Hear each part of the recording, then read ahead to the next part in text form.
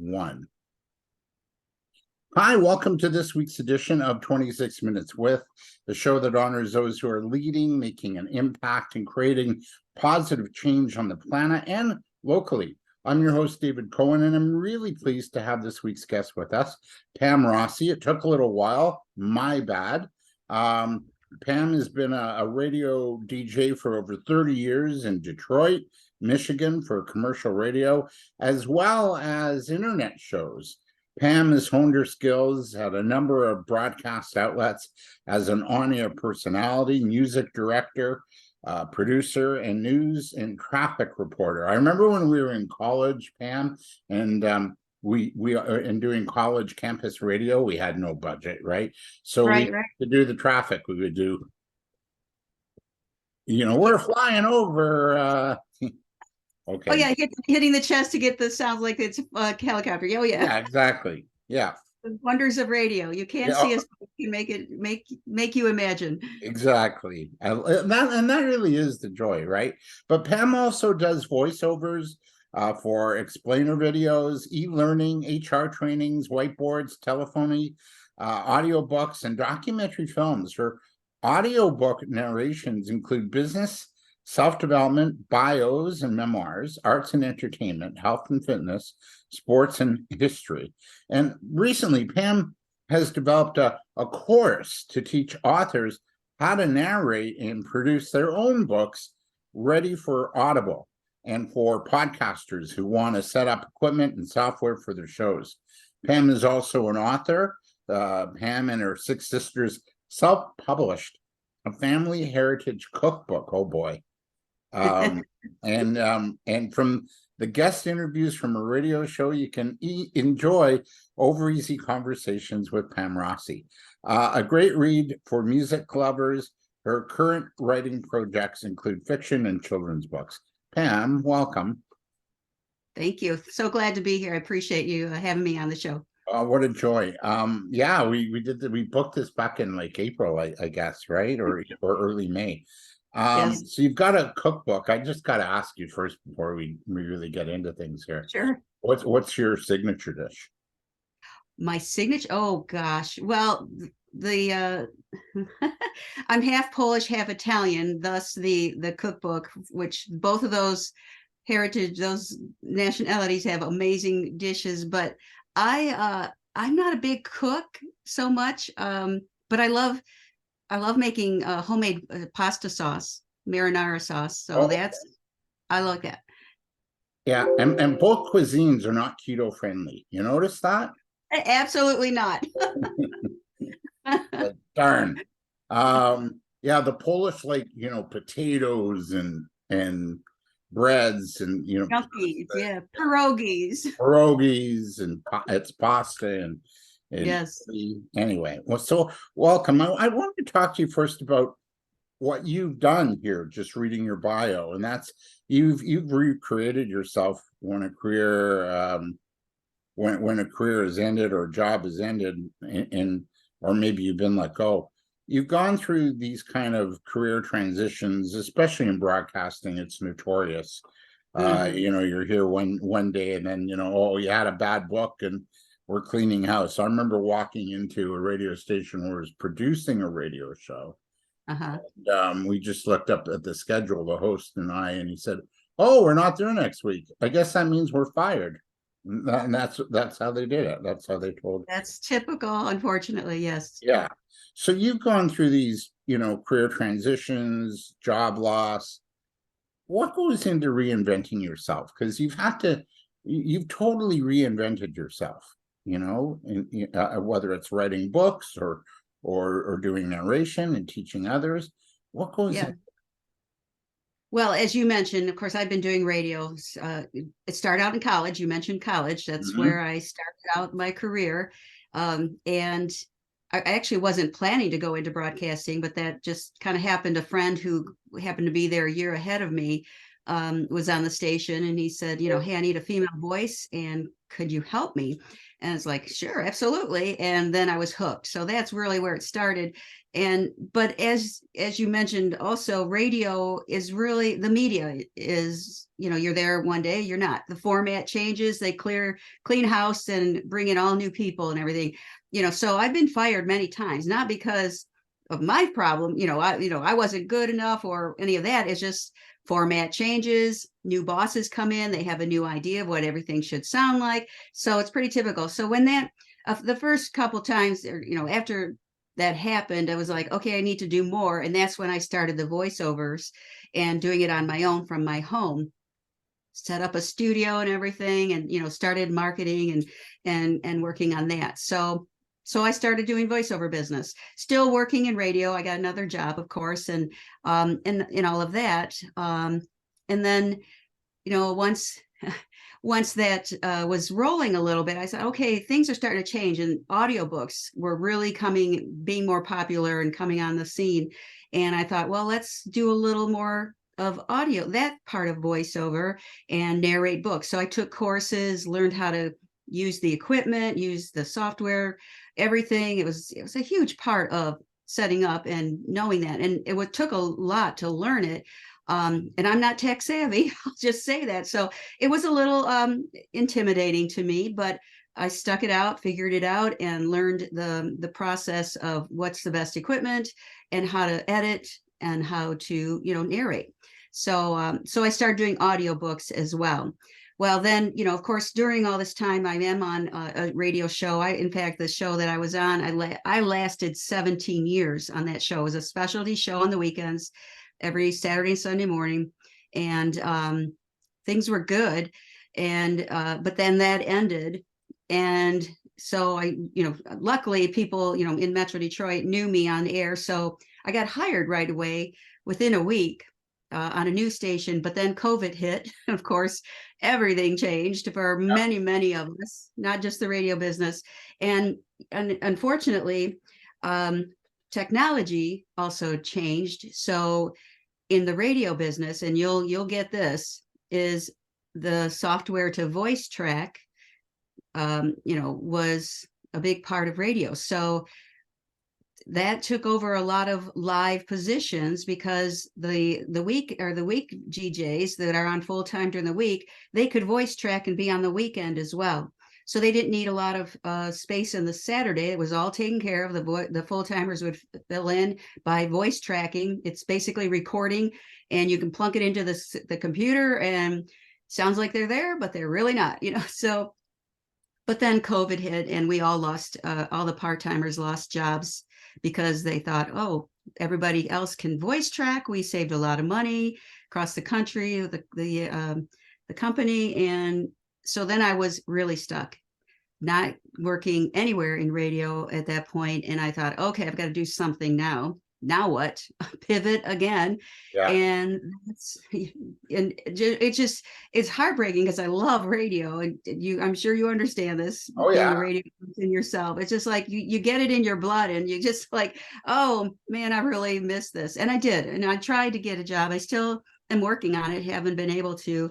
But I thought, all right, what do I have? What can I offer? And so I decided to teach authors how to narrate their own books, so that they can be the voice of their books, and get it ready for Audible to, within just a short period of time. So I put a course together to do that.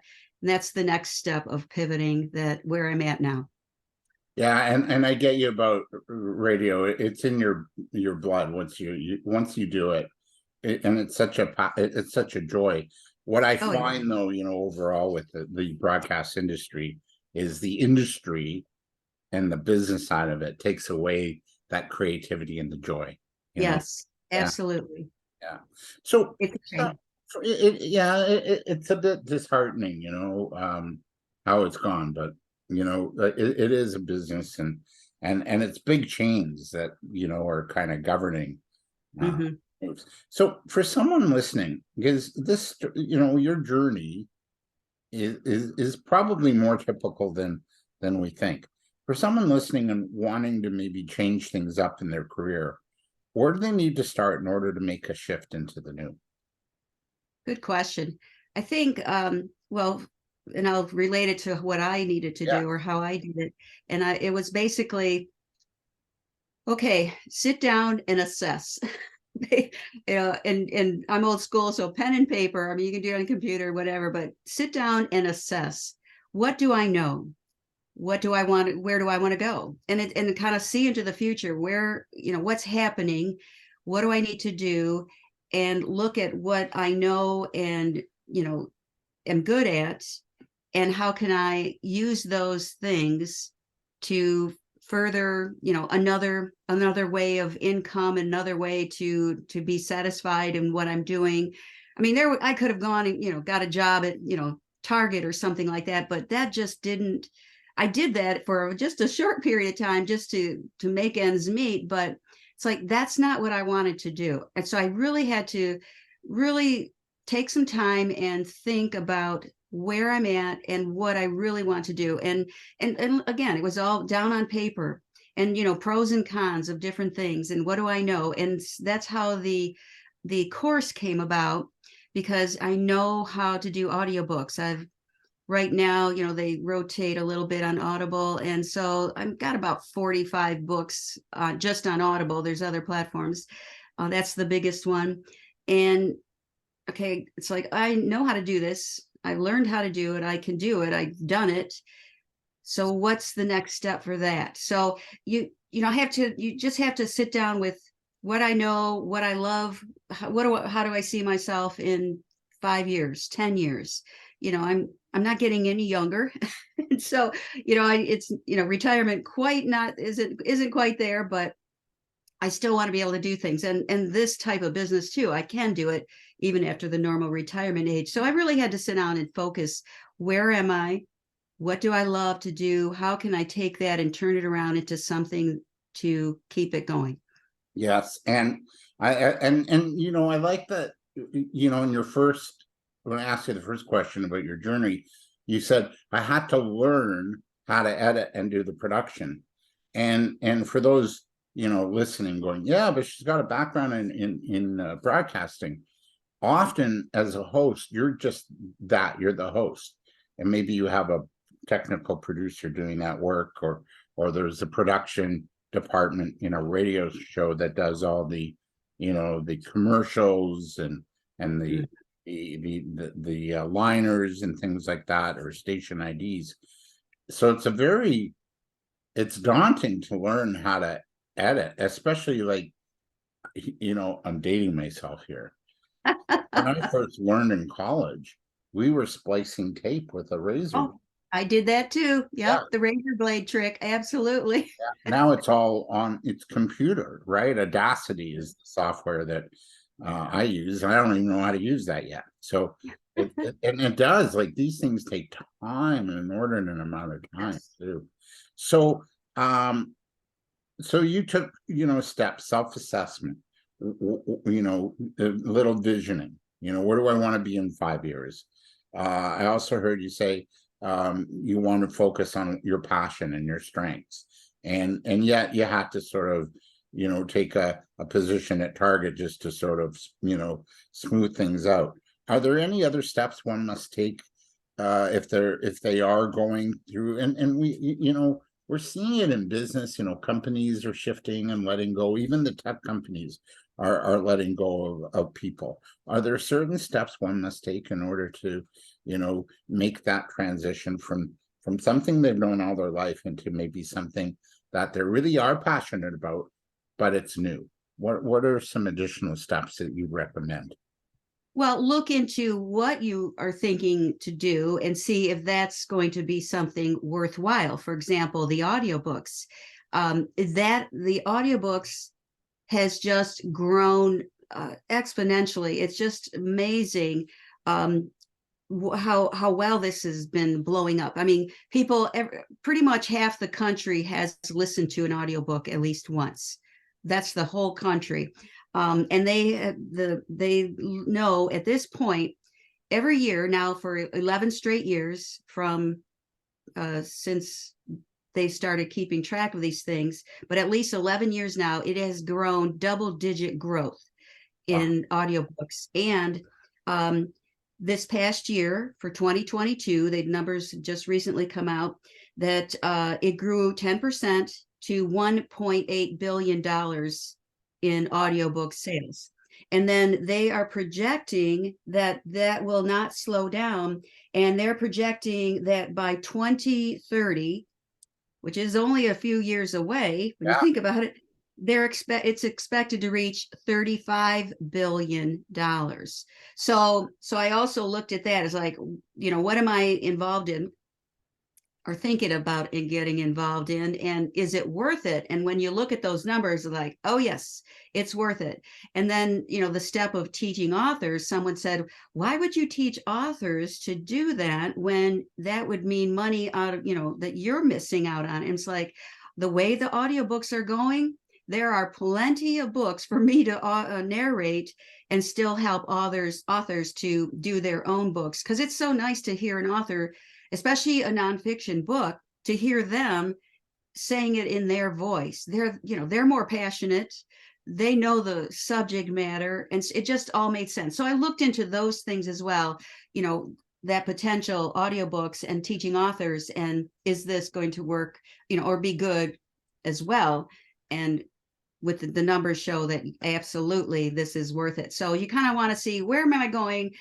Is it good to go that way? Now, right now, if I was brand new and going into radio, I would say no, just because AI is taking over radio and voice tracking, of course, if it's still, real people.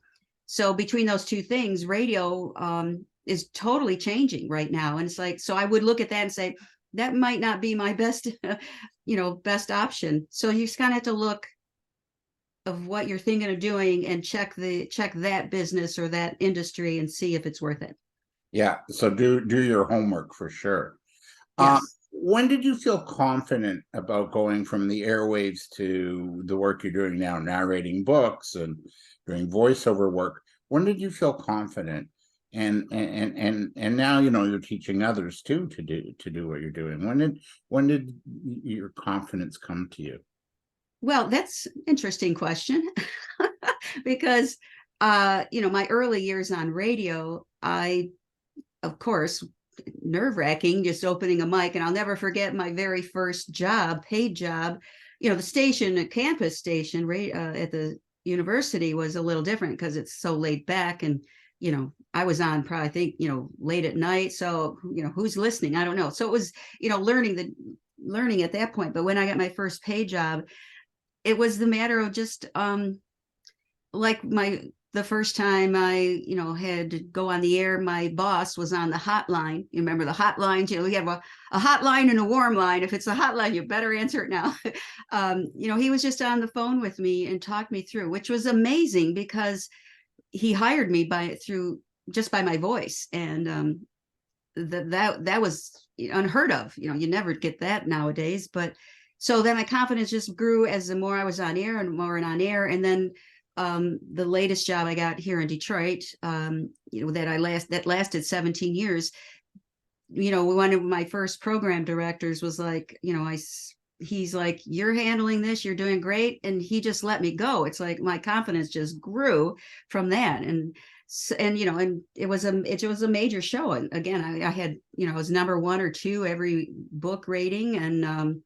And so that it grew from that, just because of my confidence, because of feedback. And just it felt good. It just felt good. It felt natural to me. Yeah. And then the audiobooks, it's like, well, I just got to try this. So the more books I did, my first few books not so good. I will, they're, unfortunately they're still up for sale, but whatever. But the more I did it, the better I got. And just, that's a matter of any job or any position you have. The more you do it, the better you get, more confident you feel, and then you're on to the next thing. So yeah. You're right. There's an old quote, there's nothing to it but to do it. Really, it's just, I love it. Yes. yeah, keep doing it. But you make improvements. Do assessments. How did I sound? What can I let go of? I remember when I did my first radio show, I was nervous. I was It was like what we're doing today. It was an interview talk show. And at the end of the question, when the guest answered, I go, wow, neat, or and it's like, and then somebody said, can you stop that? And, okay. And then it was a game changer, right? Yeah. So simple. My very first interview for the radio show, that was, the first job. He said, the music director said, oh, I don't know why they asked me. It must be the full-timers were not available. So I had to interview the guy from the Birds, and I'm drawing a blank what his name was. But it was, it was, oh, Roger McGuinn of the Birds. And it was horrible. My very first interview, a major musician, major artist. It was fun though, because the guy who did the production had to really splice and dice to make it sound good. But after that, I love doing interviews, as as you mentioned, my book, that was all the interviews, not all, a much fraction of the interviews that I did from the radio show. So the more you do it, the better you get. Yeah. And prepare, do your homework, right? Oh gosh, yes. If you don't prepare, then you're lost. You're just lost, and you can tell, and on the air. I do all my research, but I only have maybe 5 questions, and I listen. That's the best part of interviewing, is you listen, because they'll go off on a tangent, which happens so many times, and it's Yeah. like you're all of a sudden you're at a place that no one's taken them to, and it's just because you listened and just kept nodding or agreeing, and letting them go further, and those are some of the best interviews. I agree. And because you're in the moment with them, right? And you're connecting one on one, and Yes. rather than being in your own head about it, right?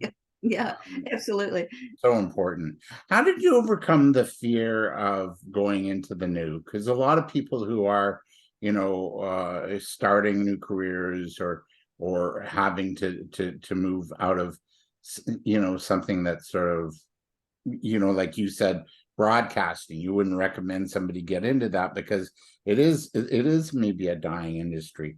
So did you overcome the fear, and how would you maybe guide somebody listening today saying, yeah, I really want to make a change, but I'm really afraid? That's that's a good question, and I've always I love sayings and quotes and stuff like that, and there's two that just always are with me. One of them is, and I couldn't tell you who said these or where they came from, but fear, excuse me, let me start over. Feel the fear, do it anyway.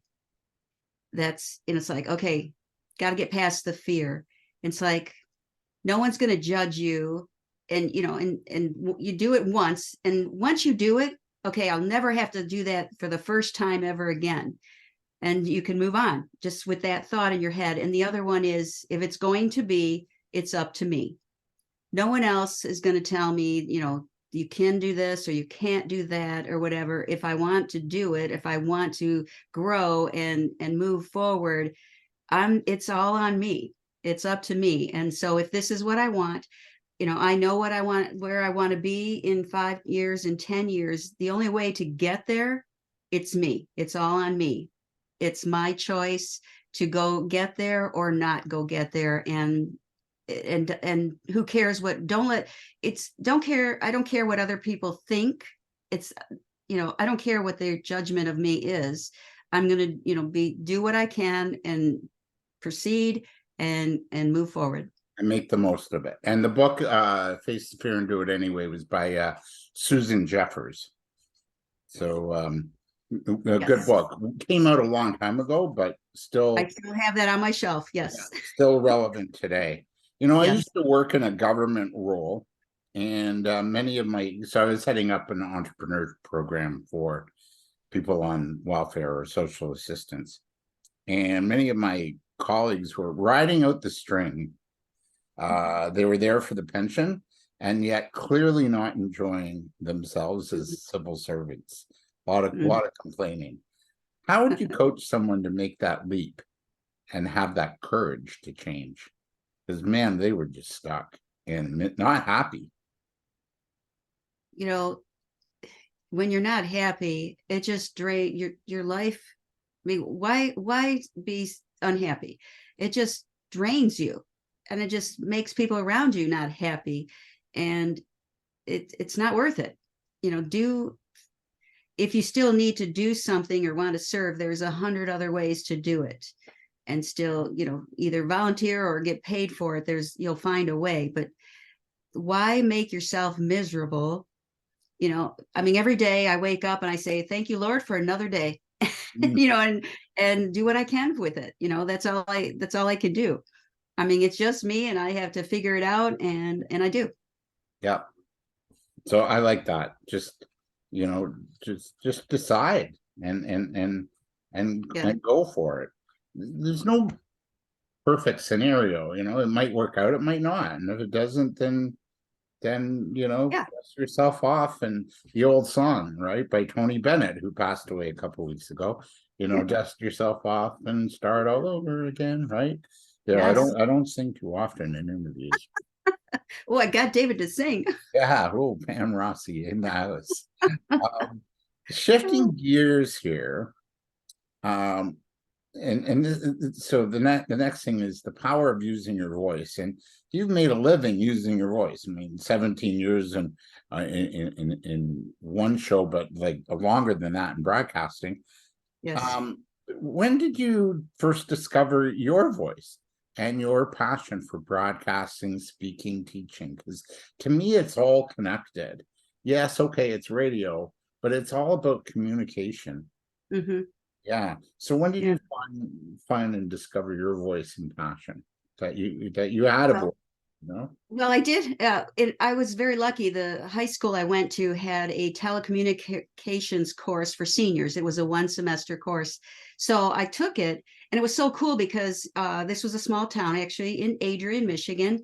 And so what we did was through the course, the semester, we learned how to run cameras, how to do the audio, how to be the director, how to write the news, how to do all the different positions on a newscast. And it was broadcast to the county. So it was very small, but we did everything. And I learned it. It was like, okay, I really enjoyed more in front of the camera than behind the camera. That was the first thing. I was like, I kind of like this.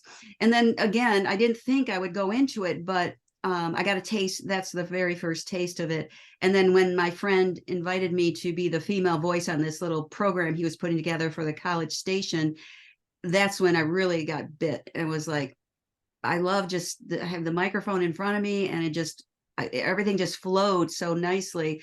It felt so natural to me. And that's where I started. And of course, that was not my major, but I switched and went into communications and did that for a living. So, and right out of the bat, I was like, I felt so good about doing that on the air, and felt confident and loved doing my show, and playing the music and everything.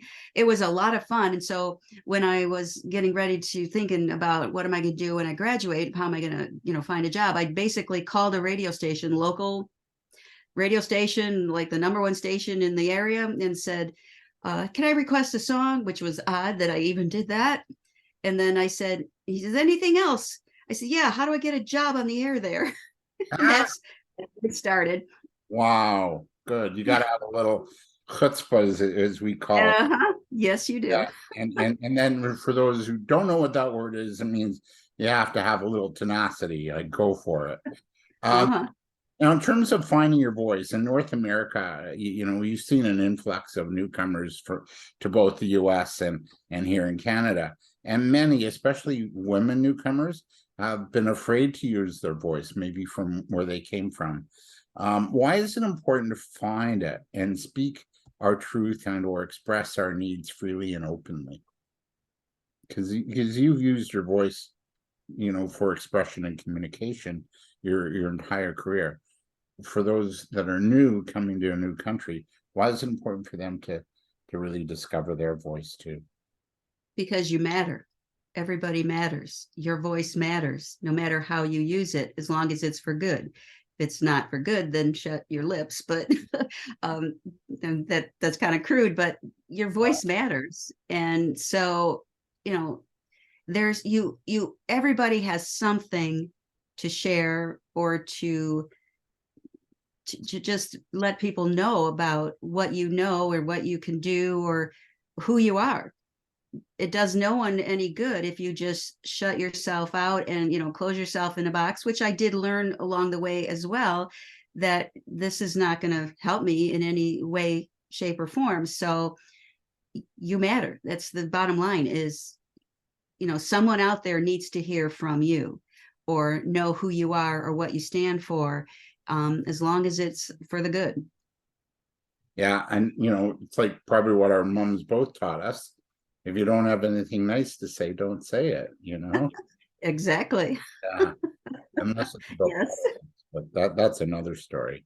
So, so whether it be sort of in broadcasting, Pam, or just in our day-to-day communications, we also need to practice discernment too. And when communicating with others, how has that notion maybe of discernment helped you in your career? Because in broadcasting, without it, it could have cost you a few gigs, right? Like you said, what? Like how has discernment helped you, and why is that an important thing to sort of think about? Well, that's a good question. I'm trying to think of a good way to answer that. Just,